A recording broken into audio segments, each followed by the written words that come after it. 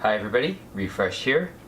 Today I'm here to look at Mayday Games' Mini USA size premium sleeves. So these are sleeves that are sized 41mm by 63mm. These sleeves are clear, like most board game sleeves, and they are $1.85 for a pack of 50, putting the average cost per sleeve at a little under 4 cents a sleeve. Let's take a look at what's inside.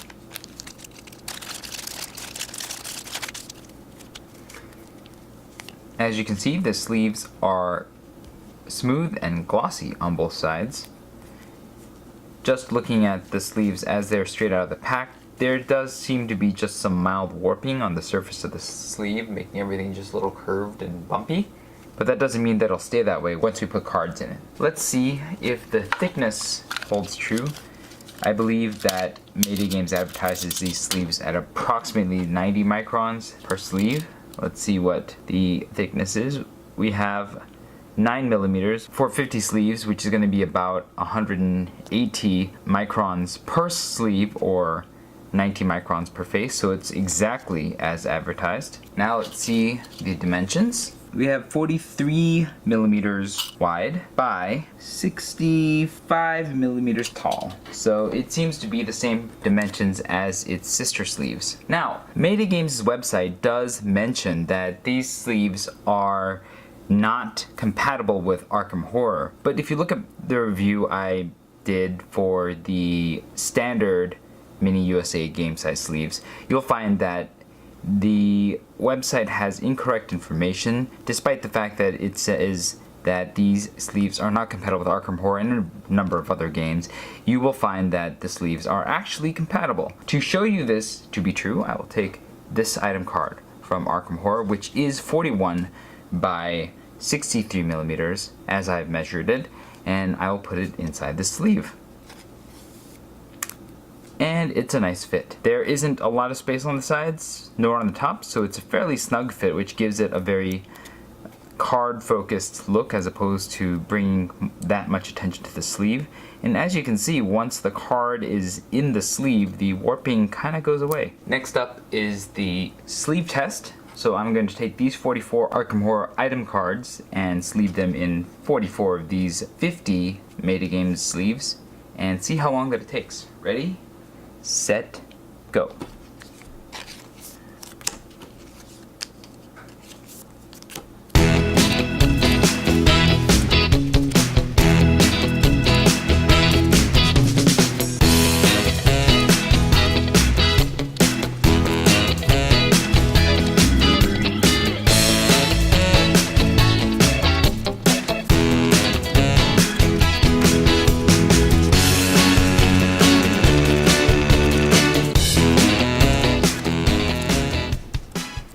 Okay, it took 2 minutes and 17 seconds to sleeve these 44 Arkham Horror cards, and that is a modest sleeving speed of 3.11 seconds per sleeve. Overall, I felt that the sleeving process was actually quite fine. Even though it may not have been the speediest process, the cards didn't really have any problem getting in the sleeves, and maybe the sleeves were a little bit hard to pick up and open, but it's a very minute concern in terms of the sleeving process. Now that we've sleeved everything, let's see if there are 50 sleeves left. Ready? 1, 2, 3, 4, 5, 6, 7. 7 sleeves remaining, and 44 cards sleeved means that there are actually 51 sleeves in this pack, so we are not shortchanged. We actually have 1 extra sleeve, which I guess is much better. Taking a look at the cards now that they're sleeved, it feels like this is a fairly uniform set of sleeves. If you run your thumbs across the sides of the sleeves, you will definitely notice that some of the sleeves are very slightly larger or smaller than the others, but in this case the difference is really minuscule and it doesn't seem to have affected the overall ability of the sleeves to take the cards, so it doesn't seem to be that much of a problem. It is possible that other packs may be more noticeably different per sleeve, but I don't find the uniformity to be that much of an issue here. Well, another thing that you will note as you look at these sleeves is that there's a very strong accordion effect with these sleeves. So when you push them all together, they're like this. But when you let them go in your hand, they definitely spread out a lot. And I think this is going to cause problems in terms of being able to hold together in a stack. There are some sleeves with dents already before I even handled the cards, but for the most part the sleeves look like they're in fairly good shape outside of the pack, and none of them appear to be particularly damaged or otherwise strange. Let's move on to the shuffle test. So I'm going to shuffle these sleeved 44 Arkham Horror cards 100 times and see how long it takes. Ready, set, go.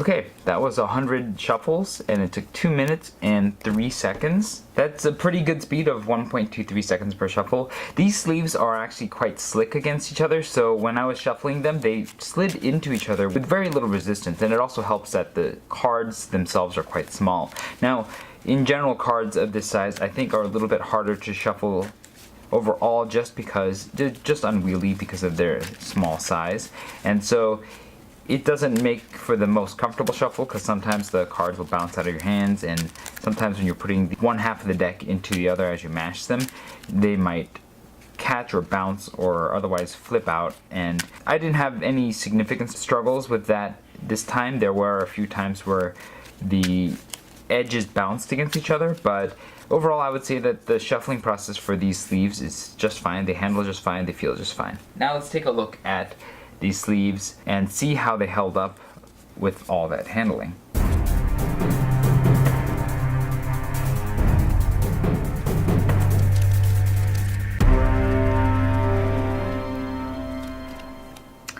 So looking at these sleeves, I think one thing that is noticeable already is that the sleeves show just a little bit of wear after the initial 100 shuffles. And I think that overall that's going to mean that the sleeves are going to exhibit a fairly good amount of wear as you use them, so that the glossy surface of the sleeve is going to become less and less glossy. But that's not really too much of a long-term concern with durability, because I don't think that's going to cause the edges to split or anything, but it does mean that over time the sleeves will look less and less pristine. But overall, there doesn't seem to be any considerable damage to any of the corners or sleeves, any more denting than there already was straight outside the pack, at least not that I can tell. There are some random plastic bits that are starting to come off after the shuffling process, but I don't think that's a major problem either. It just means that the sleeves aren't the most pristine out of the pack. Next up is the shake test, and I don't really have a good feeling about this, even when I was just handling the deck, as sometimes when I would just put it down, it would just fall over on its own.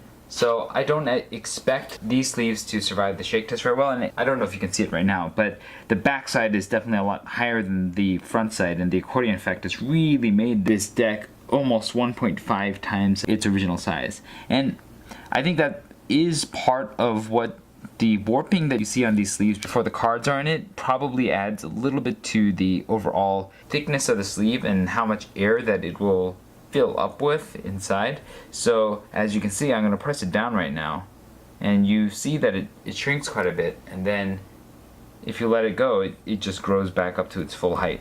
So I don't have good hopes for this, but I'm going to give it about 2 seconds of a shake and see how long it lasts. Ready? Nope. That did not survive at all.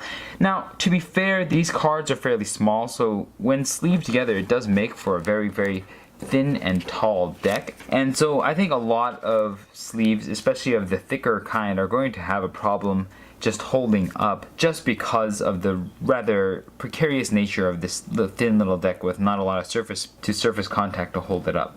So I don't think it's terrible that this is the case. For these sleeves and perhaps other mini American size sleeves, you may need some sort of container or card holder in order to store these cards in a deck, but that's something that you'll have to keep in mind when you're sleeving these sleeves in general.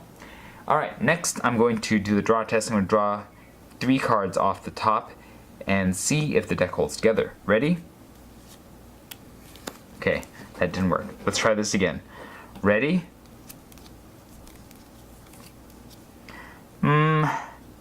I think it's a pass, but it really doesn't seem like this deck wants to hold up too well to drawing. Even just picking up a card from the deck causes the whole thing to shift and move. And so I imagine that if I wasn't correcting the deck every time I drew a card, it would just get more and more prone to falling, as you can see here. Again, I don't know if that's a big problem. I do recognize that a lot of times when we pick up cards off of a deck, we're going to readjust and fix the deck. So it's not the worst problem. It doesn't fall as you touch it. It may fall as you put the cards together into the deck, or as you put the deck down. And as you can see, it looks fairly unsteady. And sometimes taking that top card off does make it look like the whole thing's going to fall down. I'm going to give it a pass, but with caveats that I think that it's not the most stable deck, and there is a chance that if you don't draw your cards carefully, then it may just fall down.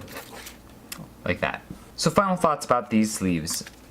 Overall, I think they're actually fairly good as far as Mayday goes. They're probably some of the less expensive premium card sleeves, the thicker 100 micron or 90 micron in this case card sleeve. And that may be a draw to you if you want to sleeve your mini American cards for less money overall, especially if you have a lot of cards to sleeve.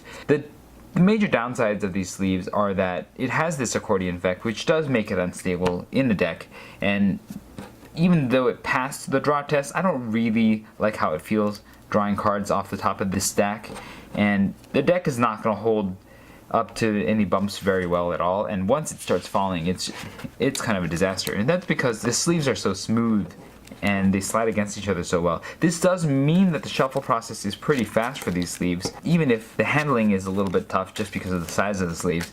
But those of you who have to shuffle their mini American cards a lot, this may actually matter to you, and the shuffling might be more important. Now, you can adjust for this problem with the instability of the deck by buying some sort of card holder or having some sort of tray that you can put these in, and that may be a fix for the problem, but I don't know that without such a thing that these are the kind of sleeves that you really want to use for any deck of cards that's going to be standing tall, just because of this accordion effect problem and the problem with the stability of the deck. Those are its biggest problems. I think that these are probably some of the better Mayday products because they are some of the more uniform products. They're not perfectly uniform, and you can feel that, but they're fairly uniform, and I don't have the suspicion that these are going to vary as wildly in size as some of the other products that I've tested. The sleeves do show some wear after use, so those of you who like your sleeves to look as good as possible for as long as possible may be disappointed with these sleeves if you shuffle them or handle them a lot. But aside from that, these are fine sleeves, especially if you want to pay lower but still want the thicker sleeves. Thanks everybody for watching. If this video was helpful to you, hit the like button to let me know. Hit the subscribe button if you'd like to see more sleeve reviews and other product reviews. And I have a survey also in the description box that you can click on to share your personal experience with these and other mini American sleeves. Both in terms of consistency and durability, and that goes on the Mayday Games website. Thanks everybody for watching. This was Refresh, and I will see you next time.